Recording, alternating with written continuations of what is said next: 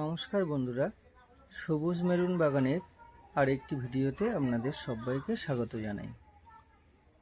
আমরা যেমন রান্নাঘরের কিচেন ওয়েস্ট থেকে কিচেন ওয়েস্ট কম্পোজার বানাতে পারি সহজেই বাড়িতেই, এবং তার থেকে যে লিকুইড কিচেন ওয়েস্ট ফার্টিলাইজার আমরা পাই, সেটাও গাছের জন্য নানা রকম মাইক্রোনিউট্রিয়েন্ট সহ গাছের যে মূল খাদ্য নাইট্রোজেন, ফসফরাস এবং পটাশিয়াম সমৃদ্ধ একটি খাবার আমরা পাই, যেটা সরাসরি সার হিসাবে গাছের গোড়ায় দেওয়া যায় এবং লিকুইড হিসাবে গাছে ব্যবহার করা যায়।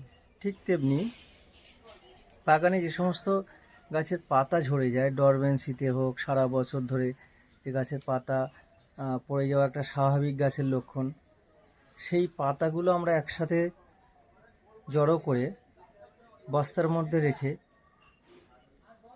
একটু ছায়াযুক্ত জায়গায় রেখে মাঝে মাঝে তার মধ্যে একটু জল ছিটিয়ে দিয়ে ভিজিয়ে দিয়ে রাখলে সহজেই আমরা এই লিফ কম্পোস্ট বা পাতা পচা সার আমরা বাড়িতেই বানিয়ে ফেলতে পারি। বাগানে গাছের জন্য প্রচুর সারের প্রয়োজন হয়। সার তো আমাদের কিনতেই হয়, বিভিন্ন ধরনের জৈব সার, আমরা কম্পোস্ট সার, গোবর সার এগুলো আমরা কিনি, ভার্মি কম্পোস্ট। সেই একই জিনিস খুব ভালো মানের এবং কোনো রকম ভেজাল ছাড়াই আমরা কিন্তু বাড়িতে বানিয়ে ফেলতে পারি সহজেই এই কম্পোস্ট সারগুলো। দেখুন, আমার এই পাতা পচা পাতাগুলো এই জড়ো করে রাখা হয়েছে বস্তার মধ্যে। এগুলো 6 মাস থেকে 1 বছরের মধ্যে কিন্তু পুরোপুরি কম্পোস্টে পরিণত হবে।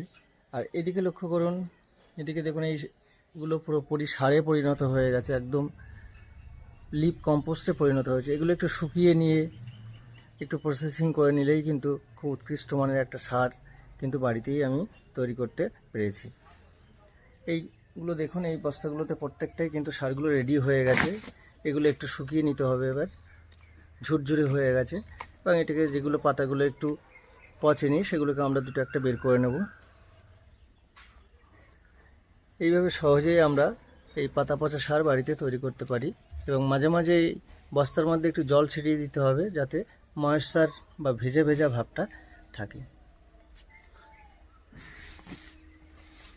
এই পাতা পচা সার গাছের একটি উত্তম নাইট্রোজেনের সোর্স। প্রচুর নাইট্রোজেন গাছ পায় এবং গাছের বৃদ্ধি এবং বিকাশের জন্য এই পাতা পচা সার ভীষণ কার্যকরী একটি সার। এই সার কিন্তু আমরা বাজারে কিনতে পাই না।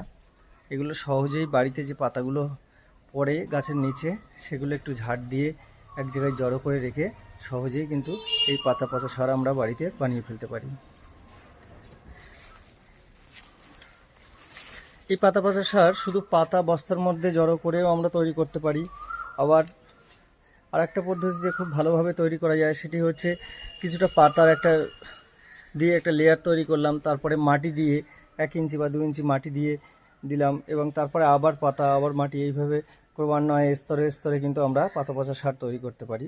আর খুব দ্রুত যদি পাতা পচা সার তৈরি করতে হয়, তাহলে ওয়েস্ট ডিকম্পোজার পাওয়া যায়। সেটা একটু 20 লিটার একটা বালতিতে একটা ওয়েস্ট ডিকম্পোজার মিশিয়ে এবং সর্ষে খোল মিশিয়ে পচিয়ে নিলাম 7-8 দিন। নেওয়ার পর সেই জলটা যদি এই বস্তার মধ্যে ঢেলে দেওয়া হয় মগে করে, তাহলে কিন্তু খুব সহজেই অল্প দিনের মধ্যে এই পাতাগুলো পচে যায় এবং পচে সারে পরিণত করতে এই ওয়েস্ট ডিকম্পোজার সাহায্য করে। বন্ধুরা, এইভাবে আমরা বাড়িতে প্রয়োজনীয় সার আমরা বানিয়ে ফেলতে পারি, যেটা আমাদের সারা বছর গাছের জন্য ভীষণভাবে লাগে। বিশেষ করে বছরে যে 3টি সময় গাছে ফার্টিলাইজেশন করতে হয়, ফেব্রুয়ারি মার্চের দিক থেকে, মার্চ মাসে একবার, বর্ষার আগে একবার এবং বর্ষার পরে একবার। বর্ষার আগে আপনার জুন মাসের মধ্যে সার দিয়ে দিতে হয়, মে মাস থেকে জুনের মাঝামাঝির মধ্যে, এবং বর্ষার পরে সেপ্টেম্বর অক্টোবর মাসে, মানে শীতের আগে কিন্তু আমাদের কাছে প্রচুর সারের প্রয়োজন হয়। এই 3 বার আমি বছরে সার প্রয়োগ করি।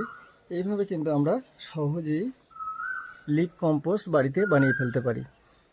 এটা মাটি দিয়ে তৈরি, একটু মাটি মেশানো আছে, একটু ভিজে ভিজে ভাব আছে। আর এই পাতাটা একদম কিন্তু শুধু পাতা এবং পুরোপুরি সারে পরিণত হয়ে গেছে। দেখুন, একদম ঝুরঝুরে হয়ে গেছে।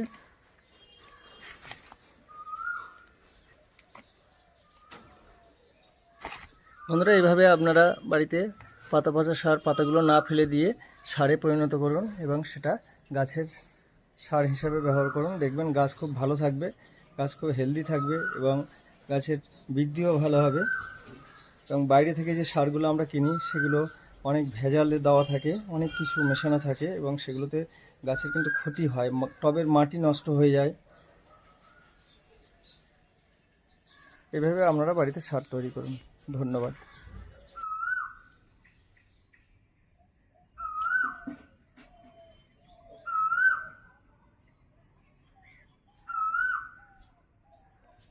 বন্ধুরা, এইভাবে নতুন নতুন ইনফরমেটিভ ভিডিও পেতে সবুজ মেরুন বাগানের পাশে থাকুন, আমার পাশে থাকুন এবং চ্যানেলটিকে সাবস্ক্রাইব করুন এবং লাইক, শেয়ার, কমেন্ট সহ সবসময় পাশে থাকুন। ধন্যবাদ।